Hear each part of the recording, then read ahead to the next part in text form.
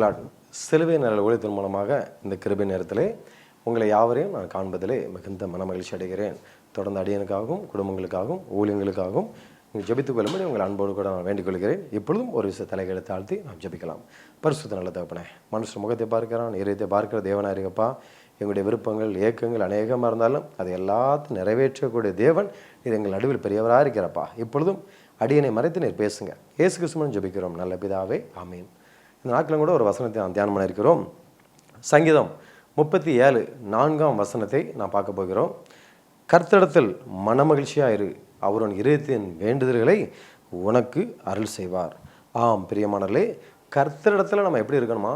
மனமகிழ்ச்சியாக இருக்கும்போது அவர் நம்ம இதயத்தின் வேண்டுதல்களை நமக்கு என்ன செய்வாராம்? அருள் செய்வாராம். ஆம் பிரியமானவர்களே, இந்த நாட்களும் கூட உலக பிரகாரமான ஒரு மனுஷன், நமக்கு தெரிஞ்ச ஒரு ரொம்ப வேண்டிய ஒரு சொந்தக்காரரோ ஃப்ரெண்டோ ஒரு பெரிய ஒரு பொசிஷனுக்கு ஒரு பெரிய இடத்துக்கு வரான்னு வச்சுக்கிடுமே, நமக்கு ரொம்ப சந்தோஷமாக இருக்கும்.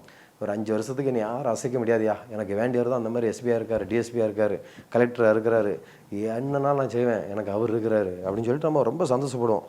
ஆனால் ஏதாவது ஒரு பிரச்சனைன்னு சொல்லி கிட்ட போனால் அவரே பல வேலையில் இருப்பாங்க, நம்ம கண்டுக்கிட மாட்டாங்க, அது அடுத்தது. இருந்தாலும் கூட ஒரு சந்தோஷமாக இருக்கும், எனக்கு வேண்டியவர் தான் அந்த பாருங்கள் அந்த மாதிரி இருக்கிறாரு, அந்த மாதிரி இருக்கிறாரு அப்படின்னு சொல்லி நம்ம சந்தோஷப்படுவோம்.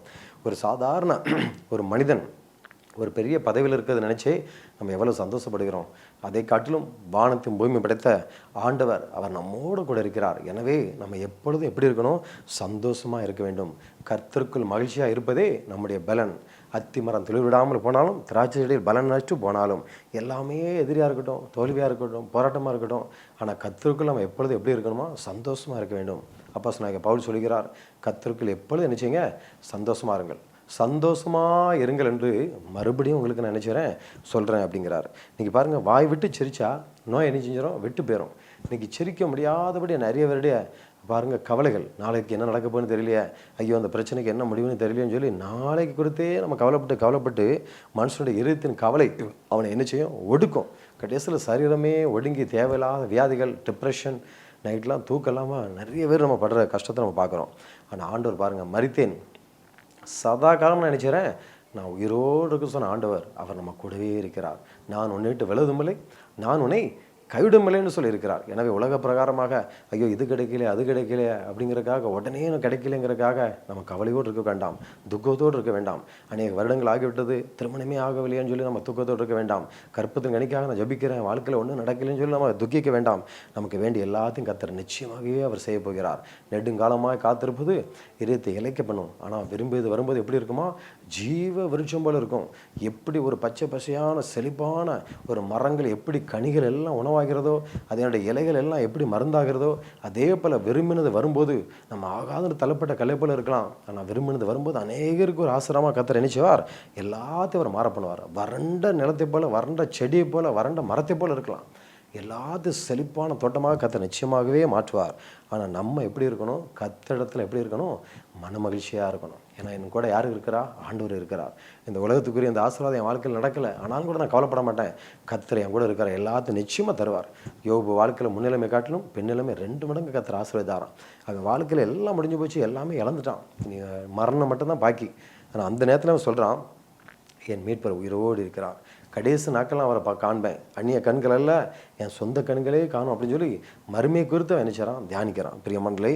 ஆனால் ஆண்டு பாருங்கள், இழந்து போன எல்லாத்தையும் திரும்ப கொடுக்குறார். இன்றைக்கி உங்களுடைய வாழ்க்கையும் அவ்வளோதான் முடிஞ்சு போச்சு, இன்னும் நம்ம பரலோகத்தில் தான் பார்க்க போகிறோம், ஆண்டு நம்மளை அங்கே தான் கொண்டு போகிறார் அப்படின்னு நினச்சிட்டு இருக்கோம். அதுவும் நடக்கும். ஆனால் அந்த உலகத்திலையும் நீங்கள் எந்த இடத்துலாம் கூனிக்கு உருகி போயிருந்தீங்களோ, வெக்கப்பட்டுருந்தீங்களோ, வாழ்க்கையே முடிஞ்சு போச்சுன்னு நினச்சிங்களோ, அதே இடத்துல உங்களுடைய இருத்தின் வேண்டுதல் எல்லாத்தையும் அவர் நினைச்ச போகிறார், நிறைவேற்ற போகிறார். அதுக்கு நம்ம என்ன செய்யணும்? மன மகிழ்ச்சியாக இருக்க வேண்டும்.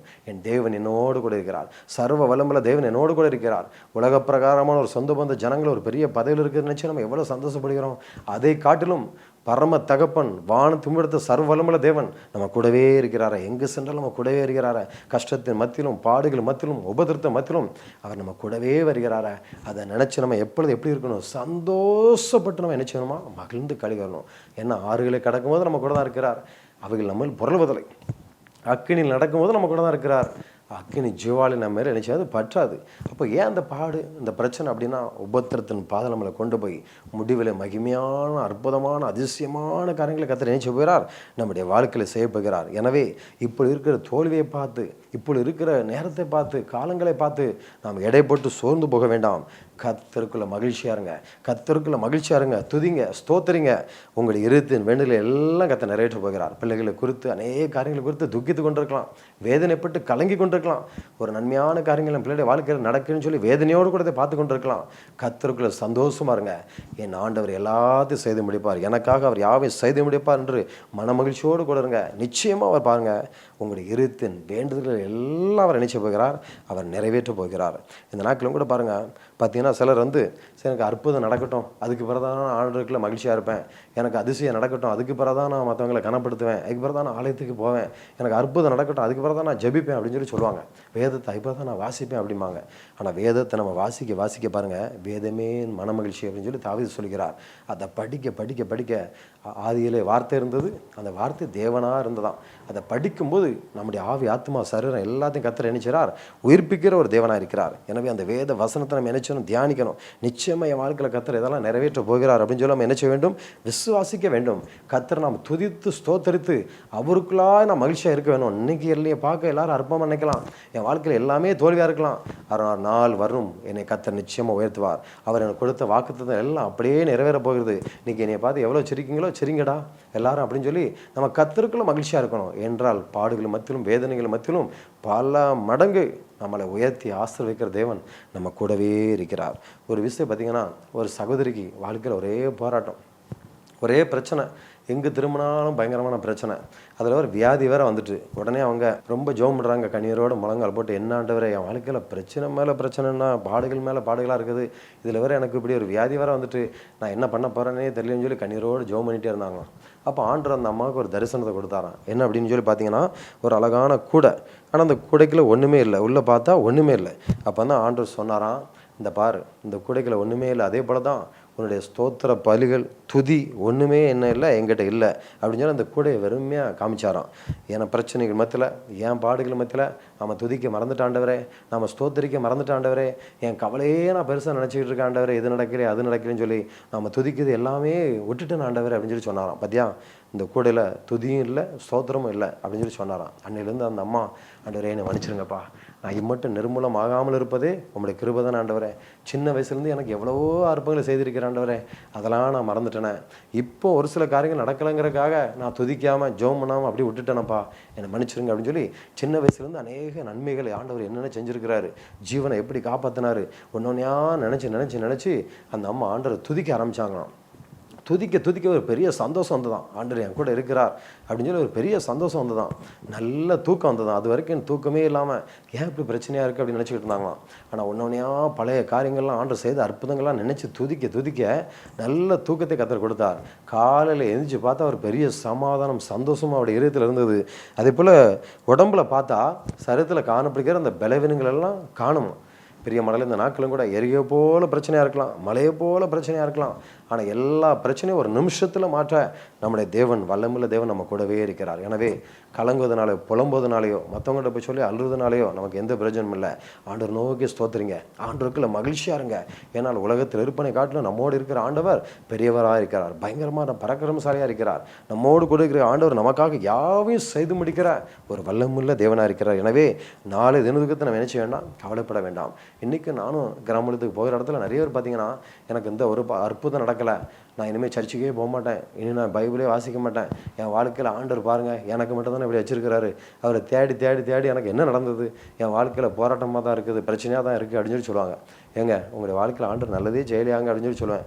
என்னையா நல்லது நடந்திருக்குது, அவன் அநியாயம் செய்கிறான், அக்கிரமம் செய்கிறான், அவங்களாம் நல்லா தானே இருக்கிறான், அவன் பிள்ளைங்களாம் நல்லா இருக்கிறாங்க, ஆனால் நானும் ஆண்டரும் தேடி என் வாழ்க்கையில் எல்லாமே பிரச்சனையாக தான் இருக்குது, போராட்டமாக தான் இருக்குது, எனக்கு மட்டும் ஆண்டவர் ஒன்றுமே செய்யலை அப்படிம்பாங்க. ஏங்க, நல்லா யோசிச்சு பாருங்கள், ஆண்டவர் உங்களுக்கு ஒன்றுமே செய்யலை அப்படின்னு சொல்லி கேட்பேன்.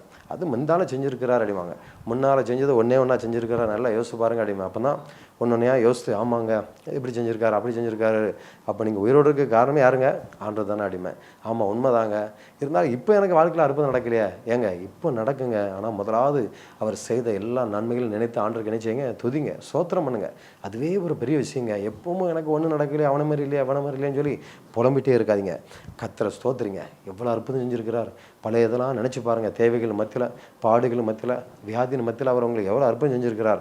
அதெல்லாம் நினச்சி பாருங்க அப்படின்னு சொல்லி சொல்லுவேன். அதுக்கு பிறகு தான், ஆமாம் நீ சொல்கிறது கரெக்டு தாங்க, நான் உயிரோடு இருக்க காரணமே அவர் தாங்க அப்படின்னு சொல்லி சொல்லுவாங்க. இன்றைக்கி நிறைய பேர் இப்போ உடனே ஒரு அற்புதம் நடக்கலை, ஒரு திருமணம் நடக்கலை, உடனே ஒரு வேலை கிடைக்கலங்கிறதுக்காக உடனே ஆண்டவரையே முறுமுறுக்க ஆரம்பிச்சிருவாங்க. என்ன ஆண்டவர் எனக்கு மட்டும் ஜெயம் எடுக்கார் அப்படின்னு சொல்லி. பிரியமானவர்களே, கர்த்தரிடத்தில் மனமகிழ்ச்சியாக இருங்க. அவர் உங்களுடைய இருத்தின் வேண்டுதல்கள் எல்லாத்தையும் நிச்சயமாக நிறைவேற்ற போகிறார். நமக்கு நல்ல வேலைக்காக ஜெபம் பார்த்து கொண்டிருக்கலாம். அந்த நிகழ்ச்சியை நினைப்பதை விட ஜெபிப்பதை விட அவர் நல்ல வேலையை நமக்காக ஆயத்தப்படுத்தி வைத்திருக்கிறார். இன்றைக்கி ஒரு சின்ன வேலை தடையாக போயிடலாம். என்னடா அது ஒருத்தர் நம்மளை மதிக்க மாட்டேங்க, அந்த வேலை கூட கிடைக்கலாம்னு நினைப்போம். இதை விட ஒரு பெரிய நல்ல வேலையை கர்த்தர் உங்களுக்காக வைத்திருக்கிறார். இன்றைக்கி திருமண தடைகளாக இருக்கலாம். வர அலைன்ஸ்லாம் பார்க்குறாங்க, பாட்டில் போயிருந்தாங்க, மனம் உடைந்து போயிருக்கலாம், எதுக்கு இந்த உலகத்தில் நம்ம வாழ்கிறோன்னு சொல்லி. ஆனால் உங்களுக்காக பெட்டரான ஒரு லைஃப்பை கர்த்தர் ஆயத்தப்படுத்தி வைத்திருக்கிறார். அதனால தான் இப்பொழுது காணப்படுகிற எல்லா நிந்தைகளையும் அவமானங்களையும் கண்டு சோர்ந்து போகாதீங்க. கர்த்தருக்குள்ள மனமகிழ்ச்சியாக இருங்க. எத்தனை அலைன்ஸ் வருது பார்க்கட்டும், போயிட்டே இருக்கட்டும். ஆனால் ஆண்டவர் செய்ய நினைத்தது ஒரு நாளும் தடைப்படாது. அவர் எனக்கென்று வைத்திருக்கிற ஆசீர்வாதங்களை எந்த ஒரு மனுஷனும் தடுக்க முடியாது அப்படின்னு சொல்லி கர்த்தருக்குள்ள சந்தோஷமாக இருங்க. இப்போது இருப்பதை காட்டிலும் 1000 மடங்கு அதிகமாக அவர் நிச்சயமாகவே உங்களை ஆசீர்வதிக்க போகிறார். கற்பதன் கணிக்காக ஜெபித்து இது வரைக்கும் ஒன்றும் நடக்கலன்னு சொல்லி கவலைப்பட்டு கொண்டிருக்கலாம். நானும் ஜெபிக்கிறதுக்காக எத்தனையோ இடங்களை கடந்து போயிருக்கிறேன். 12 வருஷம், 10 வருஷம், 5 வருஷம், 7 வருஷம் சொல்லி எத்தனையோ குடும்பங்களுக்கு கடந்த ஒரு இடத்துலாம் பார்த்தீங்கன்னா குழந்தை பாக்கியத்தை கர்த்தர் அற்புதமாக கொடுத்திருக்கிறார். அந்த தேவன் இன்றைக்கும் அவர் வாக்கு மாறாத தேவனாக இருக்கிறார், உண்மையில் தேவனாக இருக்கிறார். எனவே காலங்கள் ஆகிவிட்டதே, மாதங்கள் ஆகிவிட்டதுன்னு சொல்லி சோர்ந்து போக வேண்டாம். கர்த்தருக்குள்ள மனமகிழ்ச்சியாக இருங்க. எல்லா கவலைகளையும் எடுத்து போடுங்க. நாளை தினத்தை குறித்து என்ன செய்யாதீங்க, கவலைப்படாதீங்க. அந்தந்த நாளுக்கு அந்தந்த பாடு போதும். ஆகாயத்து பறவைகளை பாருங்கள், அதே ஆண்டவர் போஷிக்கிறார். விலங்குகளை பாருங்கள், அதையும் போஷிக்கிறார். அவர் நம்மை அவருடைய சாயலாகவே உருவாக்கி இருக்கிறார். நம்முடைய இருத்தின் விருப்பங்களை எல்லாம் நிச்சயமாக நிறைவேற்றுவார். என் வாழ்க்கையிலும் கூட இப்படி படித்தா நல்லா இருக்குமே, ஒரு டிகிரியை தான் ஆண்டுட்டு கேட்டேன், ஆனால் பல மடங்கு டிகிரியை கொடுத்தார். திருமணத்தில் எல்லாத்துலேயுமே ஒரு ஸ்டெப்பு தான் நினைப்பேன், இப்படி இருந்தால் கூட போதுமேன்னு. ஆனால் அதை விட பல மடங்கு அவர் நினைச்சுவார். ஒரு தகப்பனை போல நிறைவேற்றுகிற தேவனாக இருக்கிறார். எனவே இப்பொழுது எல்லாமே தடையாகிவிட்டது, நான் நினைச்சது இப்போ நடக்கலையே நீங்கள் நினைக்கலாம். ஆனால் இப்பொழுது நீங்கள் நினைப்பதை காட்டிலும் அதிகமாக ஏற்ற துணையை கர்த்தர் தந்து உங்களுடைய வாழ்க்கையை அவர் ஆசிரிக்க போகிறார். பிரிந்து போயிருக்கலாம் குடும்பத்தில், ஆனால் கர்த்தருக்குள்ள மகிழ்ச்சியாக இருங்க. நிச்சயமாகவே கர்த்தருடைய குடும்பத்தில் எல்லாத்தையும் சமாதானத்தை கொடுப்பார், சந்தோஷத்தை கொடுப்பார். நீங்கள் நினைத்து கூட பார்க்க முடியாத அளவுக்கு உயர்ந்த அடக்கத்திலே கர்த்தர் உங்களை வைக்கப் போகிறார். நாம் ஒரு விசை தலைகளை தாழ்த்தி நாம் ஜெபிக்கலாம். பரிசுத்த நல்ல தகப்பனே, கர்த்தரிடத்தில் மனமகிழ்ச்சியாரு. அவர் உன் இருதயத்தின் வேண்டுதல்களை உனக்கு அருள் செய்வார் என்ற வார்த்தைக்காக ஸ்தோத்திரமாப்பா. நாங்களும் உண்மையிலே மகிழ்ந்து கழிவரத்தக்கதாக அப்பா எங்களை ஒவ்வொருவருக்கும் நீங்கள் கிருபை பாராட்டுமா நாங்கள் ஜெபிக்கிறோம். ஆண்டவரே, சில வேலைகளில் மாம்சத்திலே ஆண்டவரே எங்களை கைவிட்டாரோ மறந்து விட்டாரோன்னு சொல்லி நாங்கள் நினைக்கிறோமாப்பா. நீர் ஒருபோது எங்களை விட்டு விலகாத தேவன், எங்களை கைவிடாத தேவன். ஆண்டவர் வானத்தை மேம்படுத்த சர்வ வல்லமையுள்ள தேவன். மரித்தேன் சாதா காலம் உயிரோடு சொன்ன ஆண்டவர் எங்களுக்காக கல்வாரி சிலுவையில் நம்முடைய ஜீவனே கொடுத்தீங்களப்பா. நீர் எங்களோடு வாசம் பண்ணுகிற நல்ல தயக்காக சோத்திருக்கிறோம். இப்போது இருக்கிற எல்லா பிரச்சனையும் மாற்ற போறக்காக நன்றி அப்பா. திருமணத்தில், கற்பத்தின் கனியில், வேலையில், படிப்பில் எல்லாத்திற்கும் கர்த்தர் அற்புதமான வாசல்களை திறக்க போகிறதுக்காக ஸ்தோத்திரிக்கிறோம் அப்பா. ஹல்லேலூயா. திறந்த வாசல் உனக்கு முன்பதாக வைத்திருக்கிறேன், ஒருவனதை பூட்ட மாட்டான்னு சொன்ன வார்த்தைப்படியே இன்று பார்த்து கொண்டிருக்கிற ஒவ்வொரு வாழ்க்கையிலும் கர்த்தர் திறந்த வாசல்கள் கொடுக்க போறக்காக ஸ்தோத்திரிக்கிறோம். அடைப்பட்ட எல்லா வாசல்களிலும் கர்த்தர் அற்புதங்களை செய்ய போறக்காக ஸ்தோத்திரிக்கிறோம் அப்பா. எந்த சத்துருக்களின் வாழ்க்கையில் ஒன்றுமே நடக்கலன்னு சொல்லி கைகட்டி ஏளனமா இருக்கிறாங்களோ அதே சத்துருக்களுக்கு மத்தியில் உங்களுடைய பிறருடைய மனோருப்பங்கள் எல்லாம் நிறைவேற்றி பல மடங்கு நீர் மேன்மைப்படுத்த போகிற பிரதான கிருபைகளுக்காக உங்களுக்கு ஸ்தோத்திரம் செலுத்துறோமப்பா. கர்த்தரிடத்தில் மனமகிழ்ச்சியாரு. அவருடைய இருதயத்தின் வேண்டுதலை உனக்கு அருள் செய்வான்ற வார்த்தைப்படி எங்களுடைய மனோருப்பங்கள், வாஞ்சைகள் எல்லாத்தையும் நீங்கள் அறிந்திருக்க சுவாமி. இப்பொழுது பார்த்து கொண்டிருக்கிற எல்லாருடைய மனோருப்பங்களையும் அறிந்திருக்க சுவாமி. அதை எல்லாத்தையும் நீங்கள் அப்படியே நிறைவேற்ற போகிற கிருபைகளுக்காக ஸ்தோத்திரிக்கிறோமப்பா. நான் உன்னை வாழாக்காமல் தலையாக்குவேன், நீ கீழாகாமல் மேலாவா என்று சொன்ன வார்த்தைப்படியே ஆண்டவர் ஒவ்வொருடைய வாழ்க்கையிலும் கர்த்தர் பெரிய காரியங்களை செய்ய போறக்காக ஸ்தோத்திரிக்கிறோம். உங்களுடைய நாமத்தை மாத்திரம் மயம்படுத்துங்க. இயேசு கிறிஸ்துவின் ஜெபிக்கிற நல்ல பிதாவே, ஆமீன். கர்த்தர் தாமே உங்கள் ஒவ்வொருவரையும் ஆசீர்வதிப்பாராக. ஆமீன்.